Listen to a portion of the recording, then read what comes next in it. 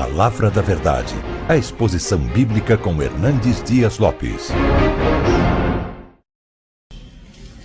Mas hoje eu quero partilhar com você algo que tem afligido a minha alma, algo que tem inquietado meu coração em relação à igreja.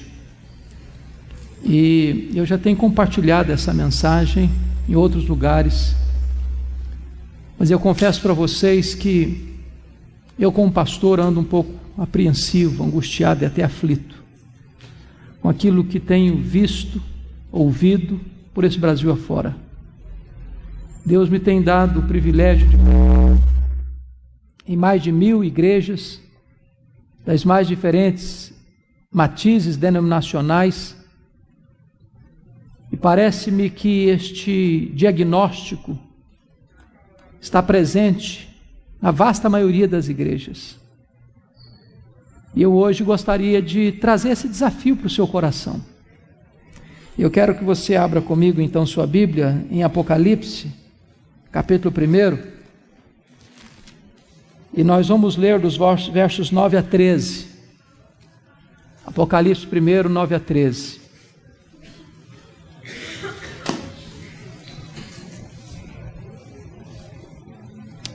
Está escrito: eu, João, irmão vosso e companheiro na tribulação, no reino e na perseverança, em Jesus achei-me na ilha chamada Patmos por causa da palavra de Deus e do testemunho de Jesus. Achei-me em espírito no dia do Senhor, e ouvi por detrás de mim grande voz, como de trombeta, dizendo: o que vês, escreve em livro e manda às 7 igrejas: Éfeso, Esmirna, Pérgamo, Tiatira, Sardes, Filadélfia e Laodiceia. Voltei-me para ver quem falava comigo, e voltado vi 7 candeeiros de ouro, e no meio dos candeeiros um semelhante a filho de homem. Agora capítulo 3, por favor, versos 14 a 22. Ao anjo da igreja em Laodiceia escreve: estas coisas diz o Amém, a testemunha fiel e verdadeira, o princípio da criação de Deus. Conheço as tuas obras, que nem és quente nem frio. Quem dera fosses frio ou quente. Assim, porque és morno e nem és quente nem frio, estou a ponto de vomitar-te da minha boca. Pois dizes: estou rico e abastado e não preciso de coisa nenhuma. E nem sabes que tu és infeliz, miserável, pobre, cego e nu. Aconselho-te que de mim compres ouro refinado pelo fogo, a fim de te enriqueceres, vestiduras brancas para te vestires, a fim de que não seja manifesta a vergonha da tua nudez, e colírio para ungir os teus olhos, a fim de que vejas. Pois eu repreendo e disciplina a quantos amo, sê, pois, zeloso, e arrepende-te. Eis que estou à porta e bato. Se alguém ouvir a minha voz e abrir a porta, eu entrarei e cearei com ele, e ele comigo. Ao vencedor, dar-lhe-ei sentar-se comigo no meu trono, como eu venci, sentei com meu Pai no seu trono. Quem tem ouvidos, ouça o que o Espírito diz às igrejas. Amém.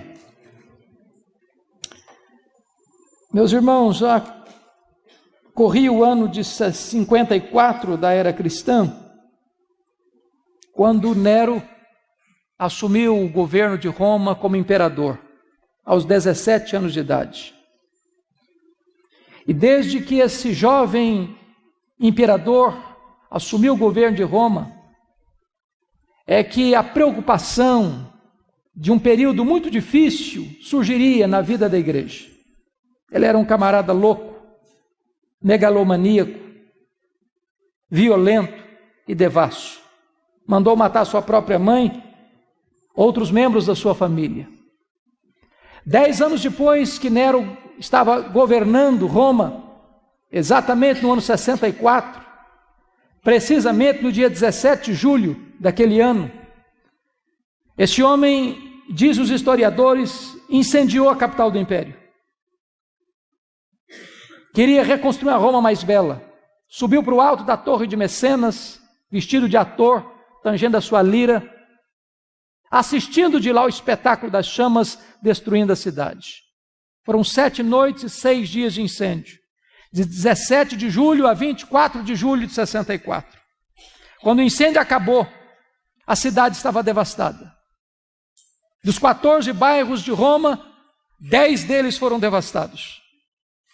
Os 4 bairros restantes, densamente povoados por judeus e cristãos, dão a Nero um álibi para botar a culpa do incêndio nos cristãos.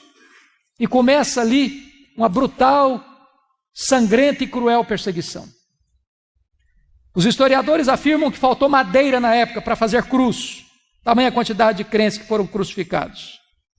Os crentes eram cobertos de piche, amarrados nos postes, queimados vivos para iluminar as ruas e as praças de Roma. Um verdadeiro massacre. 2 anos depois, ano 66, explode uma rebelião dos judeus em Israel, mormente em Cesareia Marítima, porque uma sinagoga judaica fora profanada e os zelotes, que nunca foram favoráveis ao governo de Roma em Israel, se rebelaram. Naquela época, Roma manda para lá o general Tito para tentar resolver aquele motim, aquela rebelião. 2 anos depois, ano 68, Nero está numa situação insustentável com o Senado romano. O Senado o depõe, ele entra em crise, tira sua própria vida e se mata. 2 anos depois, ano 70, a rebelião em Israel é incontrolável. O general Tito cerca Jerusalém, invade Jerusalém, destrói Jerusalém, queima o templo de Jerusalém, passa ao fio da espada a milhares de judeus e cristãos e promove o que nós chamamos de a maior diáspora, a maior dispersão dos judeus de todos os tempos, desde o ano 70 até 14 de maio de 1948, quando Israel retorna ao seu território. Nesse mesmo ano, o imperador Vespasiano inaugura em Roma o Coliseu. E numa festa de 100 dias de inauguração, mais de 10 mil cristãos foram mortos com requintes de crueldade. Eles eram enrolados em peles de animais, jogados nas arenas para os cães morderem, para os touros pisarem, para os leões esfaimados da Líbia devorarem. Verdadeiro banho de sangue.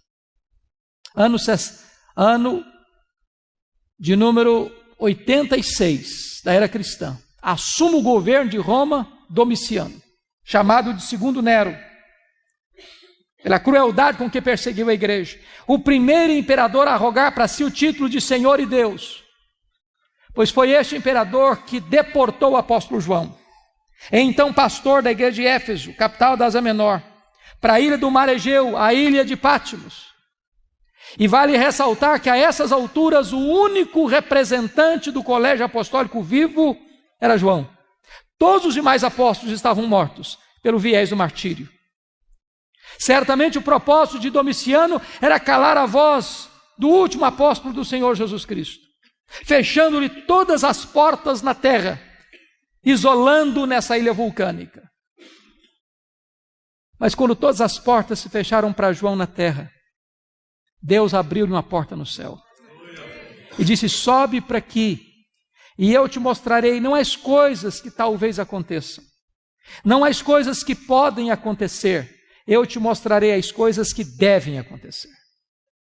Até nas horas mais sombrias, amargas, adversas, Deus está no trono.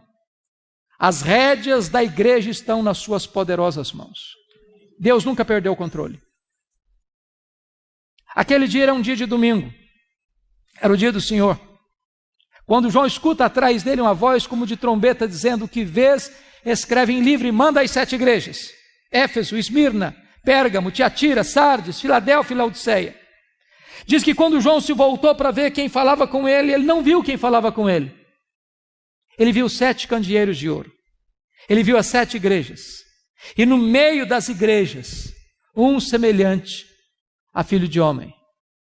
O mundo só pode ver Jesus na igreja e através da igreja. Mas o Cristo que João vê não é mais o Cristo angustiado, com angústia mortal, chorando,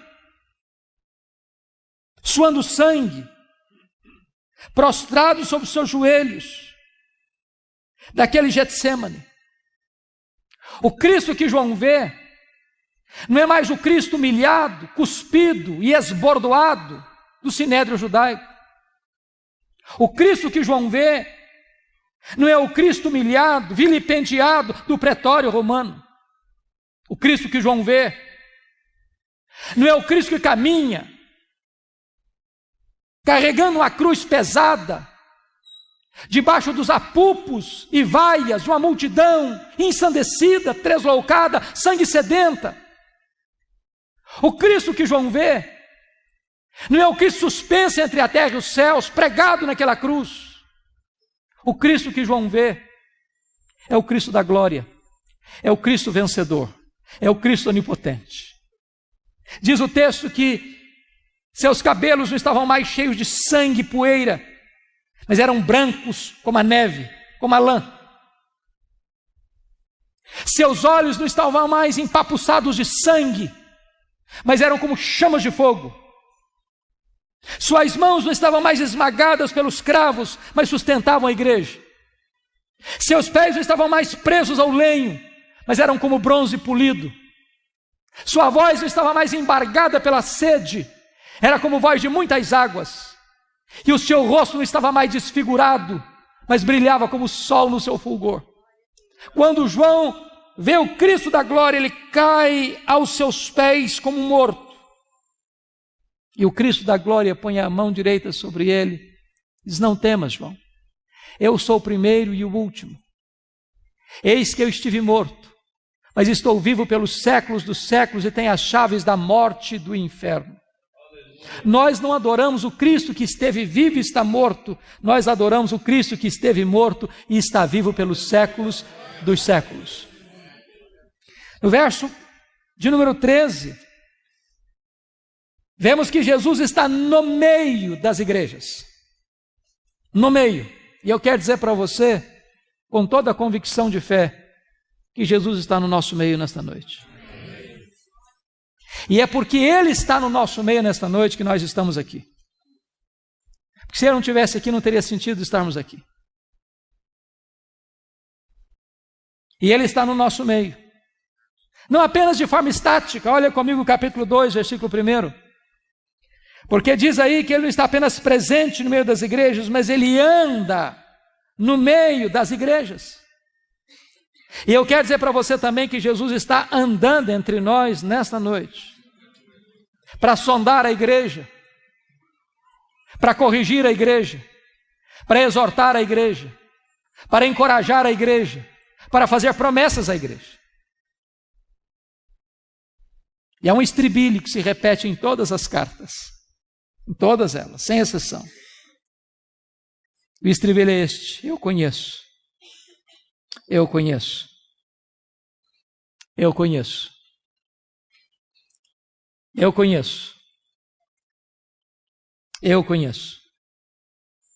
Eu conheço. Eu conheço. Para 5 dessas igrejas, Jesus foi usar a mesma expressão. Para a igreja de Éfeso, Tiatira, Sardes, Filadélfia e Laodiceia, diz assim: eu conheço as tuas obras. Aquilo que seu pai não sabe, eu sei. Aquilo que sua mãe não sabe, eu sei. Aquilo que seu marido não sabe, eu sei. Aquilo que sua mulher não sabe, eu sei. Aquilo que o seu pastor não sabe, eu sei. Ninguém pode esconder nada daquele cujos olhos são como chama de fogo. Ele conhece a nossa vida. Mas para a igreja de Esmirna, a mais pobre igreja da Ásia, Jesus usa uma outra expressão e diz assim: eu conheço a tua tribulação e a tua pobreza, mas tu és rico. Me conforta isso, porque há momentos que eu estou muito aflito, angustiado, e Jesus está me dizendo: eu conheço o que você está passando, eu conheço a sua dor, eu conheço os seus dramas, eu conheço as suas lágrimas, eu sei aquelas noites indormidas, aquelas madrugadas insones, aquelas horas de pavor e horror da sua alma. Eu sei o que você está passando. A sua dor está presente diante de mim. E Jesus me choca com o seu diagnóstico, porque você e eu temos uma ideia de que seja uma igreja rica. O que é uma igreja rica para nós? Uma igreja que tem muitos membros? É uma igreja que tem um templo suntuoso? É uma igreja que tem um orçamento robusto? É uma igreja que tem muita gente influente na sociedade? O que é uma igreja rica? Para a mais pobre igreja da Ásia, Jesus Cristo diz assim: eu conheço a tua pobreza, mas tu és rico. Pobre na terra, rico no céu. Pobre financeiramente, rico espiritualmente. Rico diante dos homens, pobre diante de Deus. Esse era o diagnóstico de outra igreja, a igreja de Laodiceia. Aquela igreja tinha a melhor autoestima da Ásia. Aquela igreja se olhava no espelho e dava nota máxima para si mesma. Aquela igreja batia palma para ela mesma. Aquela igreja formava um grande coral e cantava o hino "Quão grande és tu" diante do espelho. Aquela igreja dizia: eu sou rica, abastada, não preciso de nada. E Jesus Cristo olha e faz um outro diagnóstico: não, tu és infeliz, miserável, pobre, cego e nu. O que é importante não é ser rico diante dos homens, é ser rico diante de Deus. Agora Jesus olha para a igreja de Pérgamo e vai fazer uma outra avaliação, outro diagnóstico, e diz assim: eu conheço o lugar onde tu habitas, onde está o trono de Satanás. E eu não sei exatamente por que Jesus Cristo disse isso sobre Pérgamo. Eu só sei que Pérgamo era a segunda maior cidade da Ásia Menor. Só perdia para a capital, que era Éfeso. Mas duas coisas me levam a crer que Jesus estava dizendo o seguinte: primeiro, quando se concorria na Ásia Menor qual cidade construiria o primeiro templo de adoração ao imperador romano, Pérgamo ganhou a concorrência de Éfeso. E Pérgamo construiu o primeiro templo de adoração ao imperador como uma divindade. Talvez o que Jesus esteja nos dizendo é o seguinte: qualquer lugar onde um homem é colocado no pedestal, qualquer lugar onde um homem é venerado, qualquer lugar onde um homem é aplaudido como uma divindade, aí está o trono de Satanás, porque o humanismo idolátrico é satânico. Deus não divide a sua glória com ninguém. Na igreja de Deus não tem espaço para projeção humana.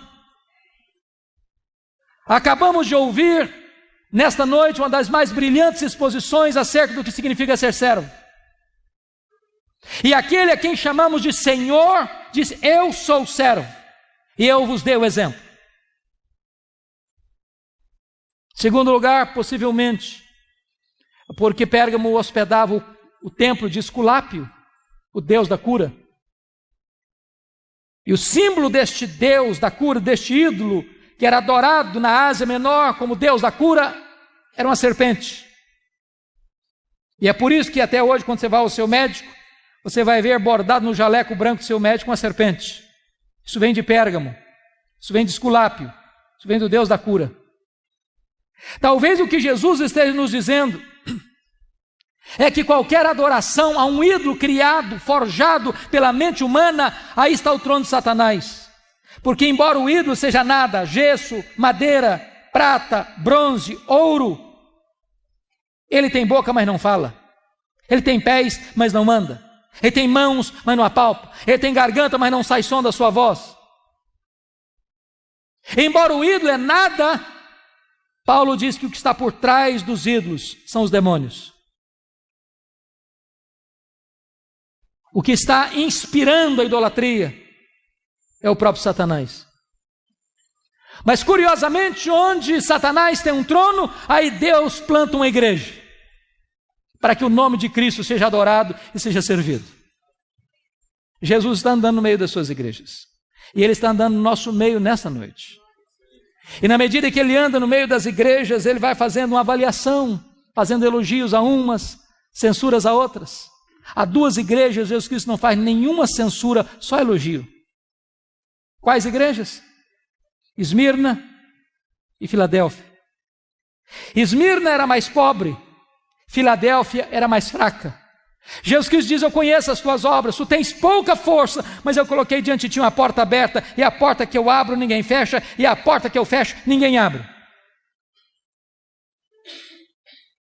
Para 4 igrejas, Jesus Cristo faz elogios e faz censuras.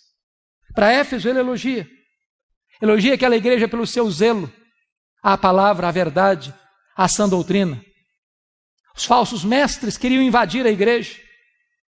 E o apóstolo Paulo havia alertado a igreja sobre isso. E os falsos mestres queriam entrar, os falsos apóstolos queriam entrar, e aquela igreja se manteve firme, resistindo, seu zelo pela verdade. Isso nos ensina uma gloriosa mensagem hoje, porque há muitas igrejas hoje que, no afã de se tornarem populares, de arrebanharem pessoas, mudam a mensagem, substituem o evangelho por um substituto barato do evangelho, pregam um outro evangelho, pregam uma mensagem mais palatável, mais ao gosto do freguês.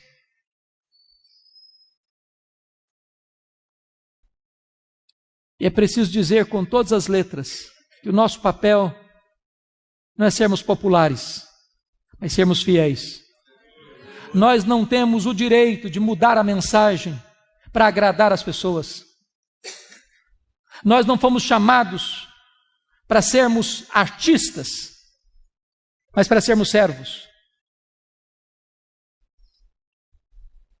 E Jesus elogia aquela igreja pela sua fidelidade. Nenhuma igreja que transija com a verdade de Deus pode agradar o Deus da palavra. Mas Jesus se dirige a esta mesma igreja e diz assim: eu tenho uma coisa, porém, contra ti, é que tu abandonaste o teu primeiro amor. E aqui me vem um grande risco, porque às vezes na defesa da verdade a igreja pode perder a piedade. Conserva a sua ortodoxia, mas perde o seu fervor. Conserva a sã doutrina, mas perde o seu entusiasmo. É ortodoxa de cabeça, mas é herege de conduta. Tem fogo na mente, luz na mente, como dizia Jonathan Edwards, mas não tem fogo no coração. Isso é dramático. Dramático.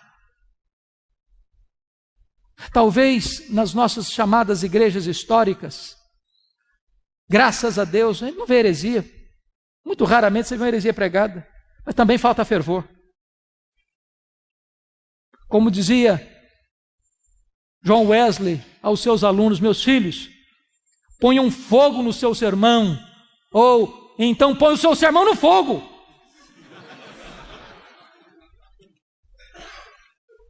Falta fervor, queridos.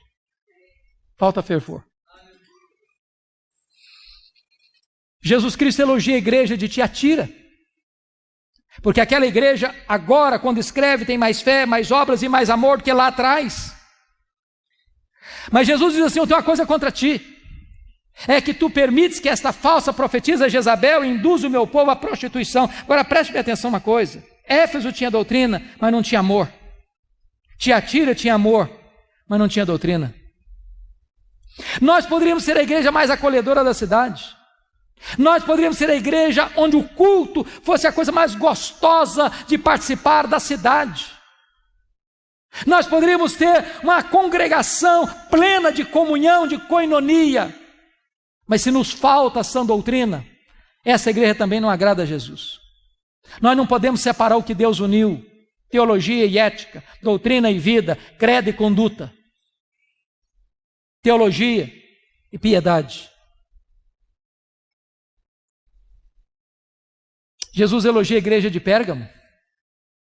Os líderes da igreja de Pérgamo, sobretudo o seu líder principal, Antipas, foi martirizado na igreja. E diz os historiadores que dentro de um boi de bronze carbonizado. Está escrito aí no seu texto sobre o martírio de Antipas.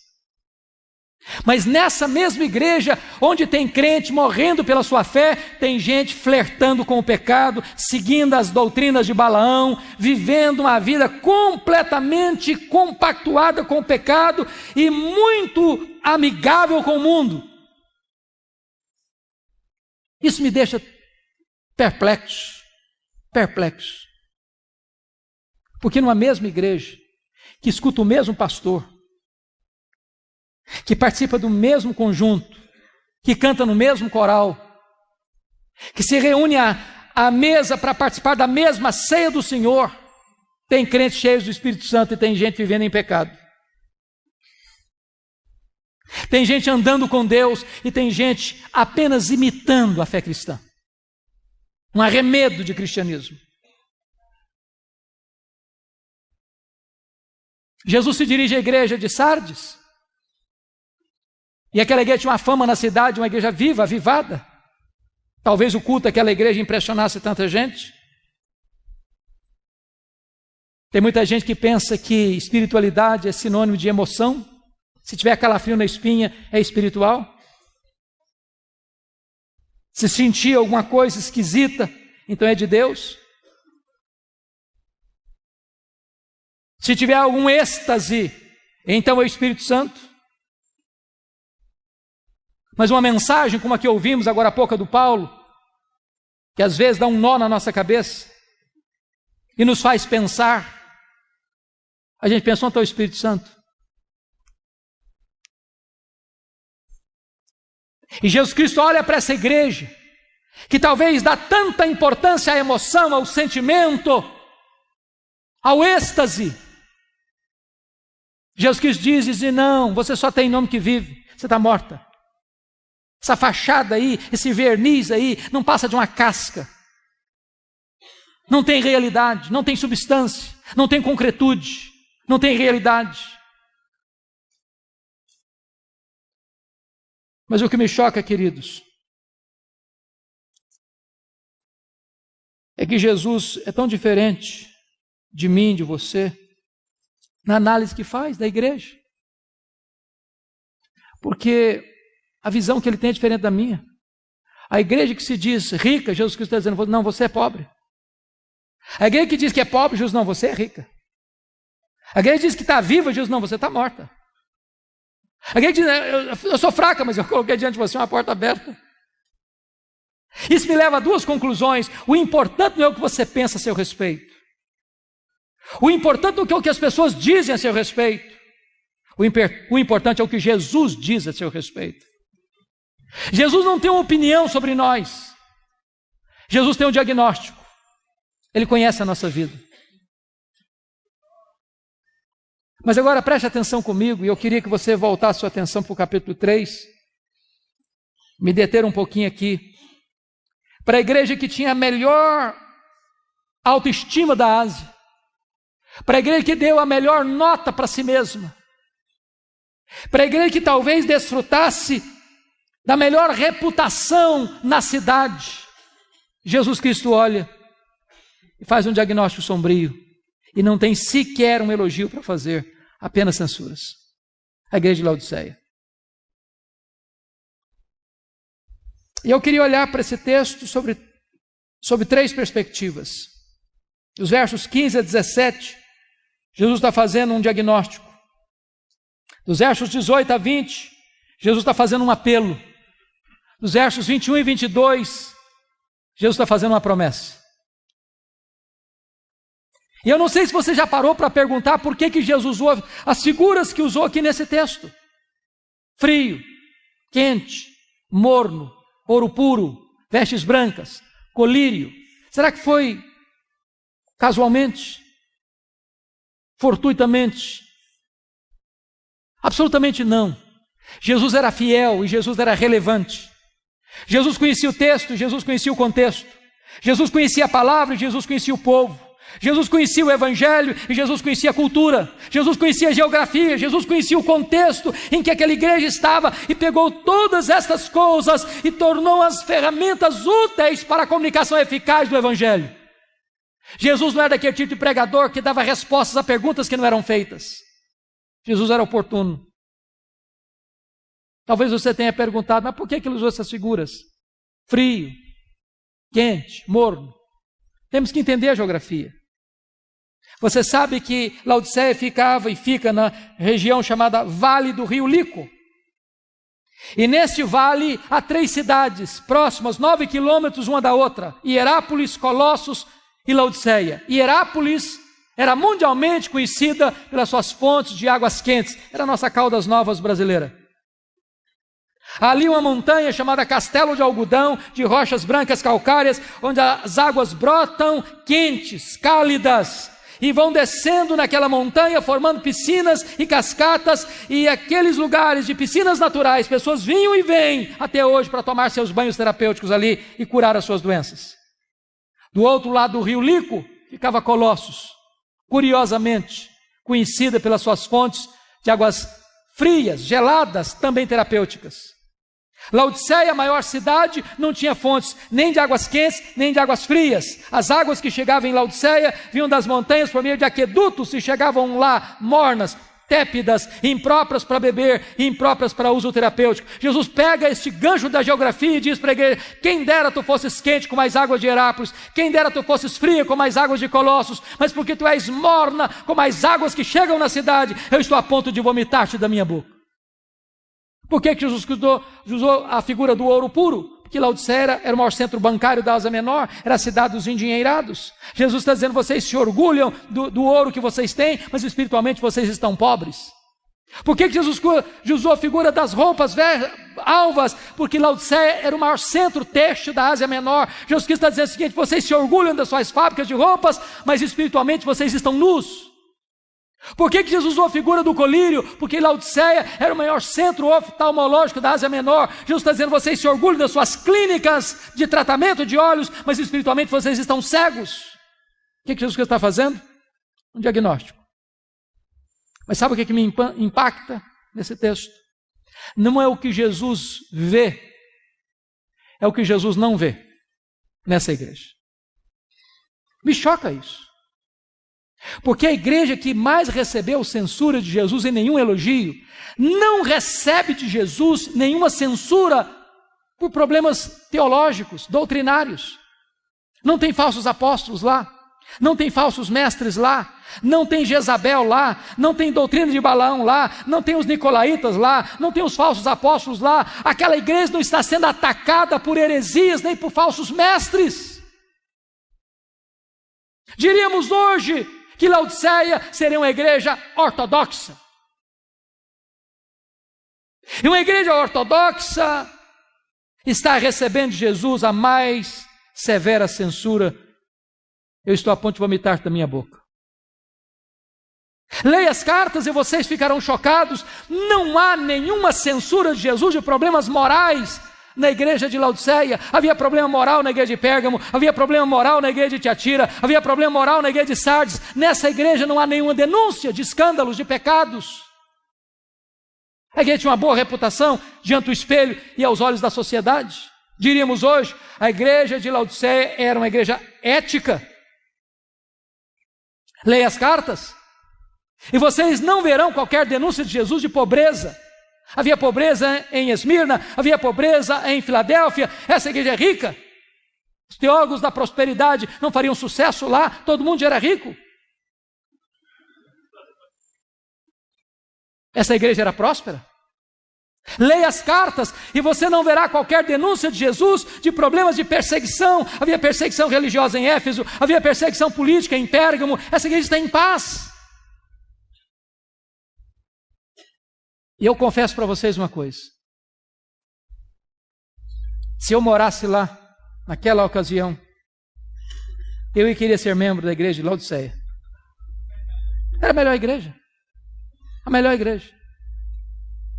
Definitivamente a melhor igreja. Ela era ortodoxa, ela era ética, ela era próspera, ela estava em paz. E eu quero dizer para você, em nome de Jesus, nesta noite, que a ortodoxia é boa, necessária, insubstituível. Eu quero dizer para você que a ética é necessária, que ela é boa, que ela é insubstituível. Eu quero dizer para você que a prosperidade é uma bênção de Deus. E a maioria de nós que está aqui tem mais do que necessita para viver. Eu quero dizer para você que viver em paz é uma bênção. Mas não é suficiente. Não é suficiente. Então nos resta uma pergunta: qual o diagnóstico que Jesus Cristo faz a essa igreja que tanto angustia, que lhe provoca tanto desconforto? Só um diagnóstico, só um: falta de fervor espiritual. E falta de fervor espiritual pode existir numa igreja ortodoxa, numa igreja ética, numa igreja próspera, numa igreja que está em paz. E eu confesso para vocês que a percepção que eu tenho é de que este é o problema da igreja evangélica brasileira. Falta brilho nos olhos, irmãos. Falta entusiasmo. Falta paixão. Falta fervor. Falta quebrantamento. Falta arrependimento. Falta choro pelo pecado. Falta sede da palavra. Falta compromisso com a oração. Falta engajamento na missão. Falta avivamento espiritual. Você olha às vezes, você vê um marasmo. Marasmo. Há poucos dias uma pessoa me abordou depois do culto no corredor e disse: pastor, eu não posso entender. Um culto onde a palavra foi tão forte, tão poderosa, tanto quebrantamento, quando você vai para o pátio da igreja, o papo é outro, é como é que ficou o resultado do jogo, e etc, não tem mais nada com Deus, aquilo não mexeu com a vida, aquilo não tocou o coração, aquilo não transformou coisa nenhuma.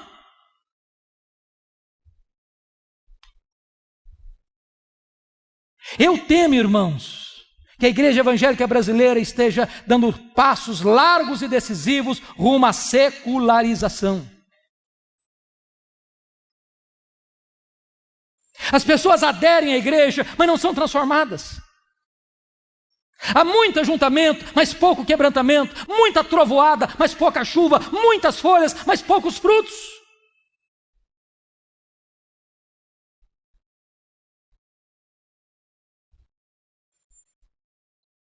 O índice de divórcio hoje dentro da igreja é quase o mesmo fora da igreja. O índice de rapaz e moça que vai para a cama na época do namoro é quase o mesmo dentro da igreja que fora da igreja. A igreja evangélica brasileira está sendo mais conhecida pelos seus escândalos do que pelo seu exemplo.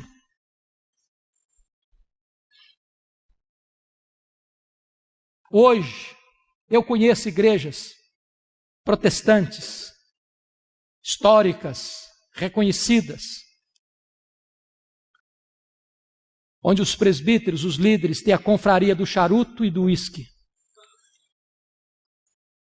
Eu conheço igreja onde a juventude sai de uma reunião de oração e vai para a balada, até de madrugada.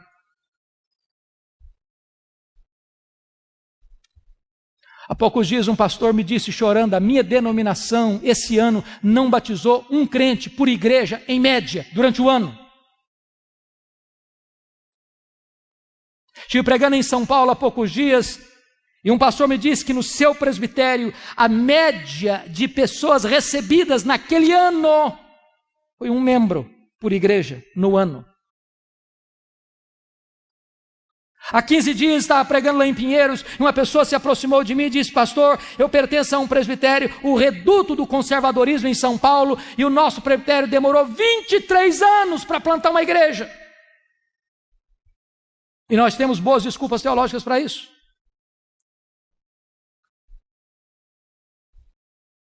Preguei o ano passado nos Estados Unidos, e um pastor de uma igreja conservadora me disse que no final do ano ele recebeu uma carta do secretário executivo da sua denominação na área, e a pergunta que o secretário fazia aos pastores é: que tipo de charuto você quer fumar, que tipo de cerveja você quer beber na nossa festinha de confraternização dos pastores.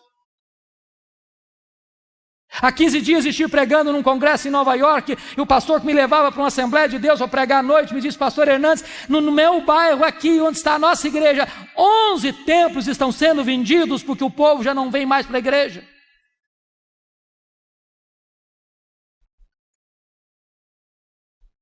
Falta fervor, queridos. Falta fervor. Há um marasmo, há uma sequidão, há um deserto, há uma mesmice, há uma falta de paixão, de entusiasmo com as coisas de Deus. E nós estamos nos olhando no espelho e nos achando o máximo.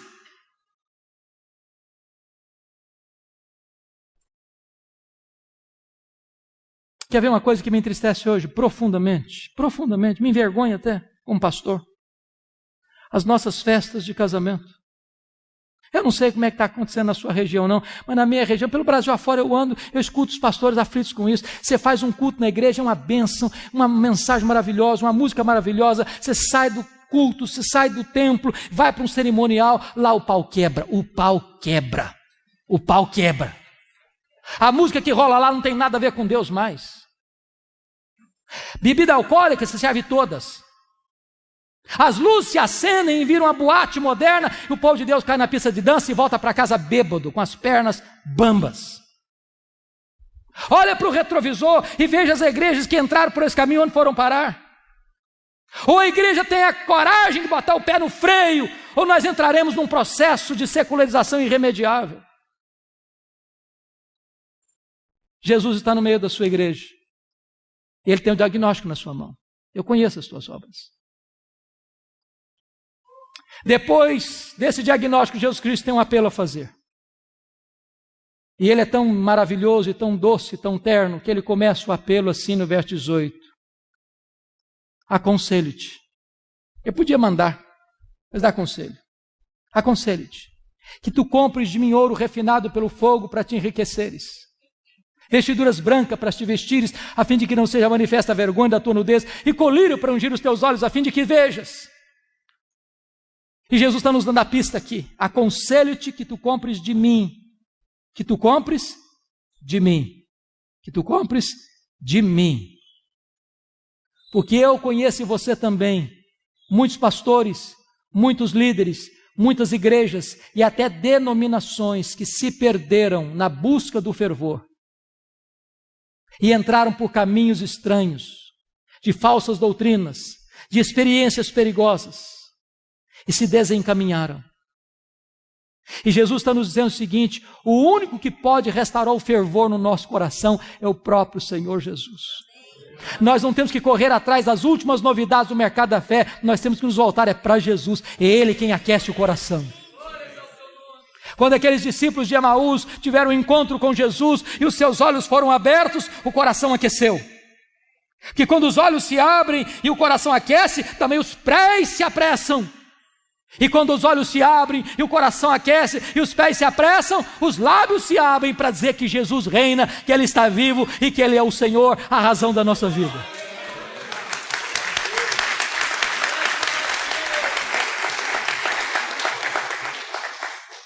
Quando chega no verso 19, Jesus tem uma afirmação a fazer e uma ordem a dar. Ele diz assim: eu repreendo e disciplino a quantos amo. E tem hora, queridos, que pregar sobre esse texto constrange profundamente. Profundamente. Porque Jesus está pegando muito pesado. Muito pesado. Essa mensagem não é politicamente correta. Ela não é popular. Não é aquele tipo de mensagem que o pregador recebe um tapinha nas costas na porta da igreja. Mas sabe por que Jesus está pegando pesado comigo, com você? Porque Ele está dizendo o seguinte: eu não desisto de você. Eu não abro mão da sua vida. Eu não fui para a cruz, eu não morri, eu não ressuscitei para gerar um crente apático, insosso, morno, vazio, insosso, sem sabor. Jesus Cristo foi ao céu e enviou o seu Espírito para que você e eu fôssemos cheios do seu Espírito, revestidos com poder, o mesmo poder que ressuscitou Jesus dentre os mortos. E não é admissível que você e eu vivamos uma vida fracassada, medíocre, pobre, rasa, insossa, vazia, morna espiritualmente. Por isso Ele tem uma ordem a dar: sê pois zeloso e arrepende-te, muda a tua vida, muda a tua conduta. Quando chega o verso 20, docemente Ele se apresenta outra vez, diz: eis que estou à porta e bato. Se alguém ouvir a minha voz e abrir a porta, eu entrarei, cearei com ele e ele comigo. E o que mais me choca nesse texto, sabe o que é? É que a igreja de Laodiceia era narcisista. Ela se bastava a si mesma. Ela era um fim em si mesma. Tudo acontecia com ela, por meio dela e para ela. Ela se reunia porque gostava. Ela cantava porque gostava, ela pregava porque gostava, ela ofertava porque gostava, ela fazia tudo porque ela era o centro de todas as coisas. E Jesus do lado de fora ainda. Que Jesus nos convide a cear com Ele. É um milagre. Mas que Ele queira cear conosco é graça. É graça. E a única maneira do coração aquecer é assentar-nos com Jesus. É termos intimidade com Jesus. É conhecermos a sublimidade do conhecimento de Jesus. É experimentarmos a beleza, a santidade, a glória do excelso Filho de Deus. Por isso, depois deste apelo, ele vai fazer a promessa. E no verso 14 ele diz por que ele tem competência para fazer a promessa. Estas coisas diz o amém. Não tendo ninguém maior do que ele para fazer o juramento, ele é o próprio juramento, ele é o amém. Ele é a última palavra de Deus. Ele é a testemunha fiel e verdadeira, porque o que ele fala, ele cumpre, o que ele faz, ninguém pode impedir sua mão de fazê-lo. E ele é o princípio da criação de Deus, porque foi ele quem trouxe tudo à existência. Sem ele nada do que foi feito se fez, e se ele do nada criou todas as coisas, ele é poderoso também para restaurar o fervor espiritual no seu e no meu coração. E a promessa é esta, no verso 21. Ao vencedor, dar-lhe-ei sentar-se comigo no meu trono, como eu venci e sentei com o meu Pai no seu trono. Preste bem atenção na transição do verso 20 para o verso 21. Ele sai da intimidade da mesa para a publicidade do trono. Quem se assentará publicamente com ele no trono? Quem assentou-se com ele intimamente à mesa. Por isso, Jesus Cristo diz: quem tem ouvidos, ouça o que o Espírito diz às igrejas. Meus irmãos, em julho de 2011 eu fui visitar essas igrejas. Caminhei por todas essas cidades, parei em todos os lugares, e eu confesso a vocês que algumas vezes eu chorei bastante. Porque estas 7 igrejas estão mortas, literalmente mortas. Apenas escombros, pedras reviradas, muita poeira, vaga lembrança de uma igreja que existiu no passado. Nessa mesma região não tem hoje 1% de crentes em Cristo Jesus. Sabem por que essas igrejas morreram? Porque elas não ouviram o que o Espírito Santo disse a elas. Olha para a Europa. O velho continente, berço do protestantismo, onde aconteceu a reforma do século XVI, movimentos puritanos, movimentos morávios, movimentos pietistas, as missões modernas, os grandes avivamentos históricos. Hoje a Europa é um continente pós-cristão. Eu estive o ano passado pregando em Genebra, aquela cidade que já foi considerada uma maquete do reino de Deus na terra. Hoje não tem vestígio de cristianismo em Genebra. O ano passado eu estava pregando em Londres e um pastor me disse, com lágrimas nos olhos, diz: pastor Hernandes, a Inglaterra hoje não é mais a terra de John Wesley, de George Whitefield. A Inglaterra hoje não é mais a Inglaterra de William Carey, de William Wilberforce. A Inglaterra hoje não é mais o país de Charles Haddon Spurgeon, de Charles Lyell. A Inglaterra hoje não é mais o país de Mark Lloyd Jones e de John Stott. A Inglaterra hoje é o país de Richard Dawkins, o patrono dos ateus. Os nossos templos estão sendo vendidos e transformados em boates, em museus, em mesquitas muçulmanas. Sabe por que as igrejas estão morrendo na Europa? Porque elas não estão ouvindo o que o Espírito Santo diz a elas. Olha para a América do Norte, onde você tem tantas chamadas dead churches, igrejas mortas, templos enormes, vazios, denominações inteiras capituladas, rendidas ao liberalismo, e os seminários que formaram teólogos, pastores, missionários que abençoaram o mundo, hoje estão gerando morte. Denominações inteiras perdendo centenas, milhares de membros todos os anos, todos os anos, todos os anos. Denominações que, não obstante, preservem a ortodoxia, estão minguando. Você entra na igreja e vê algumas cabecinhas brancas, mas a juventude já foi embora da igreja. Porque, embora conserve a ortodoxia, perderam o fervor. Como disse para vocês, apenas num bairro de Nova York, 11 templos vendidos, porque não tem mais gente para frequentar. Sabe por que as igrejas estão morrendo na América do Norte? Porque elas não estão ouvindo o que o Espírito Santo diz a elas. Olha para o Brasil, queridos. Olha para o Brasil, onde você já tem denominações capituladas ao liberalismo, perdendo membros ano após ano, minguando, paradas, estagnadas.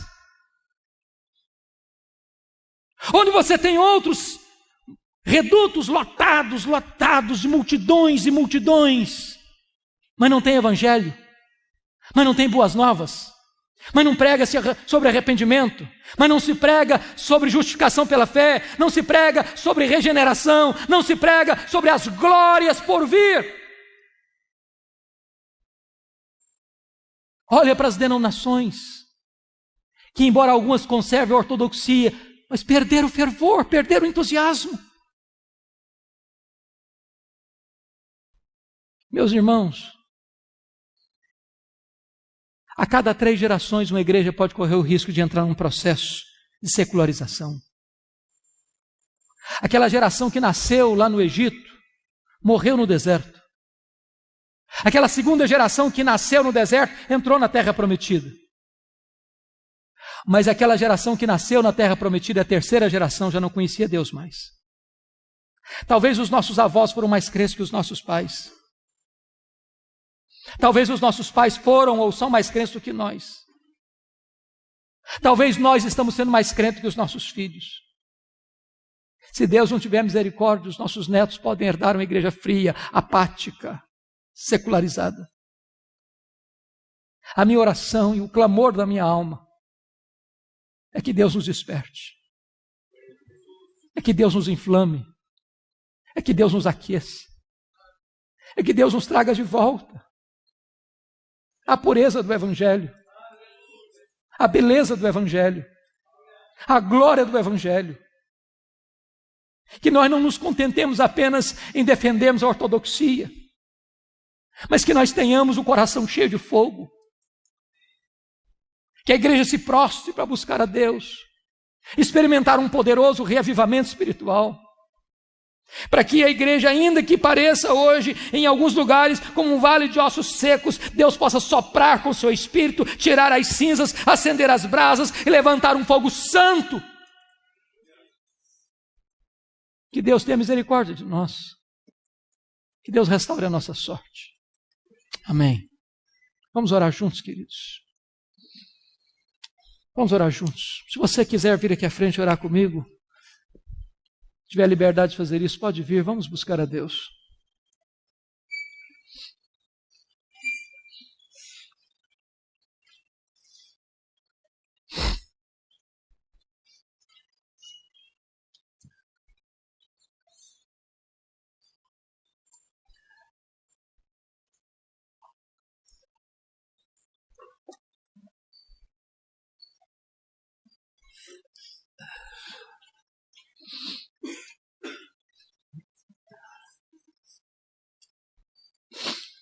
Ó Deus bendito, Deus de toda graça,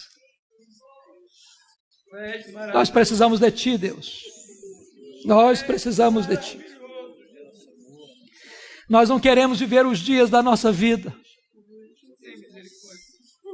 sem experimentar verdadeiramente a plenitude do Evangelho na nossa vida.